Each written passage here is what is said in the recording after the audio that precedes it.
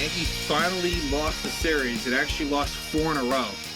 So they followed up their 13-game winning streak and proceeded to lose 2 to Oakland and then the first 2 to the Angels. But luckily, Gerrit Cole, who at this point has to be the front runner for the AL Cy Young, still a month to go. Gerrit Cole pitches one of his best games to really save the Yankees from hitting a really difficult spot. And you knew that they were bound to, of course, lose games, but my hope was that they wouldn't be so streaky. And losing 4, definitely not great.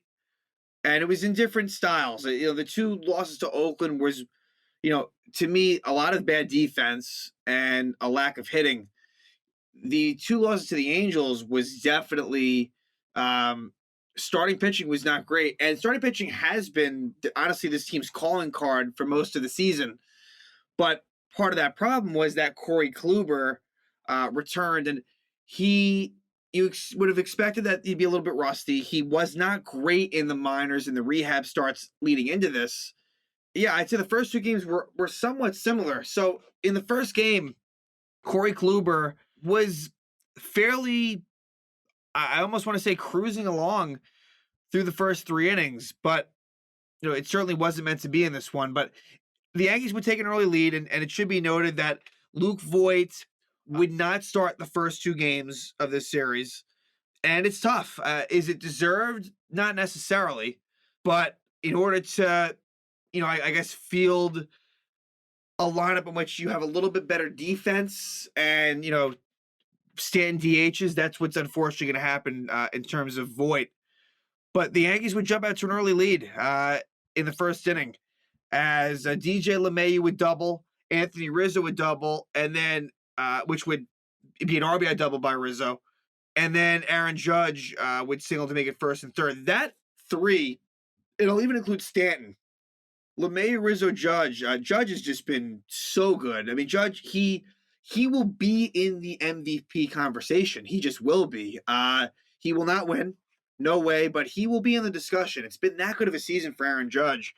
And LeMahieu's been coming around lately. It's been better. And Rizzo as well. I thought Rizzo is looking better at the plate too. So they're up 1-0 at that point. And then Stanton, and this was a sign of things to come this series, would ground into double play. It would score a run, but it's a double play, and it makes 2-0 Yanks. And Kluber is just, really, he has a no-hitter through 3 and a third. And then it all comes undone for Kluber in a major way.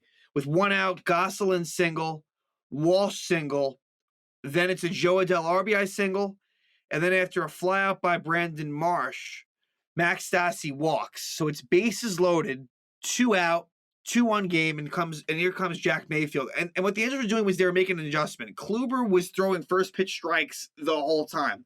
So what they decided to do, we're going to swing at the first pitch, and it worked. They adjusted, and Kluber didn't. And some people had an issue with Kluber staying in the game as long as he did, and I get that frustration. I do. I'm not going to kill Boone for this, but what ends up happening is Jack Mayfield, it's a grand slam, and that makes it 5-2 Angels. So Kluber is done after 4. That's a huge grand slam for Mayfield, gives the Angels that lead. The Yankees would, though, bounce back right away in the 5th. And by the way, this was a bullpen game for the Angels, as Mike Mayers would start for the Angels, and he struggled, and it was a bunch of different pitchers. Some did well, some not so well. But with 1 out, Brett Gardner walks. He would advance to second on a balk. Velasquez strikes out, and then DJ LeMahieu gets a 2-out RBI single, makes it 5-3. Then Anthony Rizzo singles, and Rizzo gets the second. LeMahieu gets the third on an error by Brandon Walsh. So it's second and third. It's 2 out. They bring on Steve Cishek, and Aaron Judge singles, scores a run, makes it 5-4, and then Giancarlo Stanton singles, makes it 5-5, and then Joey Gallo strikes out. And for Joey Gallo, I'll just say it right now, it's been rough, and I'm not all that surprised, but look, does Gallo add something? Yes. There are good things about Joey Gallo, but he just hasn't been good. I think we can safely say at this point, like, he needs to be better. I know the strikeouts with him are going to be there, but you got to do a little bit better than he has. And he's had a few good moments, but just saying it how it is, Joey Gallo needs to be better. It's not been good enough. But they get that 2-out rally and they tie it up at 5. And then who comes in? Good old Andrew Heaney, the former Angel. This was his first relief appearance since 2014 with the Marlins. It would be against Shohei Ohtani. So Ohtani, the home run leader in baseball, against Andrew Heaney, basically the home run king for pitchers in baseball. And, of course, Ohtani homers first at bat. Doesn't matter that it's the lefty-lefty matchup, and that gives the Angels that lead right back at 6-5. And the problem is that in the 6th, Heaney gives up another run. 1-out double Max Stassi, and then former Met Juan Lagares had a great night. He was probably the player of the game.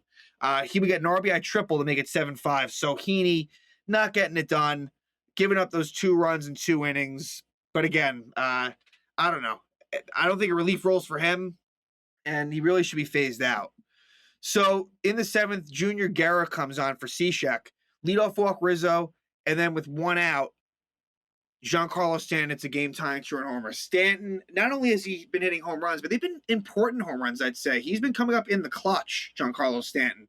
And so that ties it up at 7. So they tied up at 5. They tied up at 7.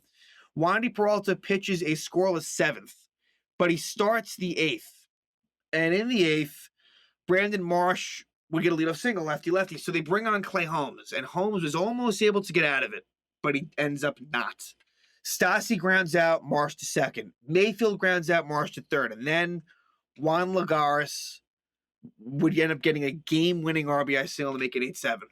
You know, I can't kill Peralta or Holmes because, again, Peralta pitches that scoreless 7th, and Holmes did what he could in the 8th. So I can't really blame either of them. It's unfortunate. You know, Kluber did not come through and Heaney did not come through. That's a huge part of this. And in the 9th, Raisel Iglesias, he's one of the best closers in baseball. I think he is absolutely, I mean, the numbers show it. He's filthy. And Iglesias, the Yankees could not touch in this series. So it was kind of ball game once it was the 9th inning. So LeMahieu strikes out, Rizzo grounds out, Judge strikes out, and the Angels win 8-7. Tough loss for the Yankees where they take the early lead, they lose it, they come back twice, but they end up falling short. Game 2, Jameson Taillon pulls a very similar thing to Corey Kluber. This would be Shohei Ohtani was supposed to pitch in this game, but I think he got hit by a pitch over the weekend, so they're holding them back from pitching. But Jaime Barria would be the starter for the Angels, and he has not been good this season, but he was able to kind of just work through it. And Taillon, he looked good for the first 3 innings. He did. And what should also be noted was Gio Urshela played shortstop in this game, and he would actually get hurt in this game as well.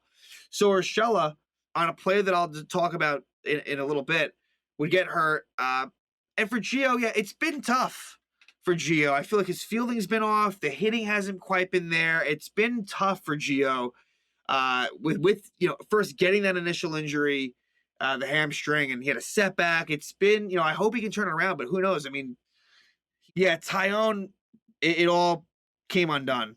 So in the 4th, Anthony Rizzo homers. So Rizzo gives the Yanks a 1-0 lead, but they had a chance to tack on more. Judge reaches on an error. Stanton singles. 1st and 2nd, Joey Gallo double play. The Yankees would hit into 5 double plays in this game. 5 in the first 7 innings. So the old habits rearing its ugly head, and Gallo was a major part of that, as he's not someone that you would think would hit into double plays, but he has. And so the Yankees stayed with the 1-0 lead. Then in the bottom of the 4th, Taillon leadoff single to Fletcher. Then Fletcher's still second. Bad job by Taillon there. Ohtani walks. He gets a gift when Phil Gosselin tries to bunt and pops out. But then there's a double steal. And then on an 0-2 pitch, he hangs one to Jared Walsh and he deposits it out for a 3-run homer. Gives the Angels a 3-1 lead. Bad job by Taillon. Not a good pitch. Then in the 5th, though, Gary Sanchez with 1 out hits his first homer in what feels like a while. Sanchez hits a long ball. That makes it 3-2. But then at the bottom of the 5th, Taillon could not hold it there. So Taillon, it's been a struggle for him lately. He's coming back down. There is no question. So leadoff single Stassi, double Mayfield. But then he does get Lagares to ground out, no advance. He gets Fletcher to ground out, and then he intentionally walks Ohtani. So bases loaded, 2 out, and Phil Gosselin gets a very big 2-run single. So just when, again, I felt like the first 2 games were pretty similar, where the Yankees take the lead early, then the Angels take their lead, and the Yankees try to claw back multiple times but can't do it. Joely Rodriguez comes in for Tyone, and there's a double steal. I don't know why Sanchez threw, as Gosselin tries to steal second, and Ohtani's at third, and Sanchez throws through, and Ohtani then runs home, and he's safe. It was a close play, but if I'm Gary, I just eat that. And that makes it 6-2 Angels. Stanton would hit into a couple of double plays in this one. First inning and sixth inning. In the seventh, Brett Gardner hits into a key double play, first and third, 1 out, and they were down 6-2. In the eighth, the Yankees would break through for a couple of runs. LeMahieu single, Rizzo double. Again, the top of the order, I feel like lately has been coming around. Then Junior Guerra comes on and Judge singles, makes it 6-3. So the tying run is up in Giancarlo Stanton, and first pitch swinging, it looked like it had a chance to go. And he's been doing that lately, but it just falls short. He just got under it. Warning track power, and it's a sac fly for Stanton. Makes it 6-4. Then Joey Gallo walks. The one thing that he does do from every now and then. So it's 6-4. First and second, 1 out. And they bring on Jake Patrica. And he is someone that the Yankees should have been able to hit. And Gio Urshela strikes out. And then Luke Voit pinch hitting for Rougned Odor strikes out. It was a full count for Gio. And it might have been a little off the plate, but he missed. Not terrible. Voigt's was worse. Voit, it was legitimately ball 4. He swung at it. And so that, you knew right there, that was it. And so in the bottom of the eighth, or I guess I should say, seventh, Lucas Licky pitches a scoreless 7th and 8th. So he did a good job there. And then the top of the ninth, it's Raisel Iglesias. So not much more needs to be said. Sanchez strikeout, Gardner strikeout, LeMahieu ground out, and the Angels win the series right there. 4-game losing streak for the Yankees at that point. And they really needed a big outing from Cole. They finally lose the series. They lose the season series to the Angels, and Garrett Cole performed. The guy, he's mostly money. And dominant at that. I mean, the walk to strikeout ratio is what is so impressive. The control is there, and the swing and miss was there. I believe the Angels had like 32, 33, maybe 34 swings and misses. It was something in that range. It was unbelievable. And in this one, Luke Voit would start. Giancarlo Stanton would get a breather. So no Stanton. Of course, Gio is hurt at this point. And I should have mentioned, when Gio got hurt in the last game was on that double steal. So when they threw, Gio was at short. He then threw home to try to get Ohtani out. And on that play, I think he hurt his wrist. I think it was a hand. I believe it was something of that nature. Yeah, trying to salvage the sweep. And it's Packy Naughton pitching for the Angels. That's one of the better names in baseball. I think the story behind that was, I think his name is Patrick, and maybe his younger brother couldn't pronounce it, something like that. So Packy Naughton for the Angels, Garrett Cole for the Yankees, pitching the third in the third inning is when the Yankees would get a really big hit. It was a 2-out rally. LeMahieu walk, Rizzo single, Judge walk. Again, that top of the order, really step it up. And then Luke Voit gets a first pitch, big 2-run single to make it 2-0. And that would really be the big blow of the game. In the fourth, they would score again, and again, 2-out stuff. But with 1 out, bunt single for Rougned Odor. Odor loves to bunt, and it works. I don't mind it. And so with 2 out, with 1 out, Velasquez grounds out, and Odor moves to second. And it's a big 2-out single for Brett Gardner. Something that he doesn't do too often is get hits, runners in scoring position, but he does it there, and it makes it 3-0. Cole is cruising until the 6th.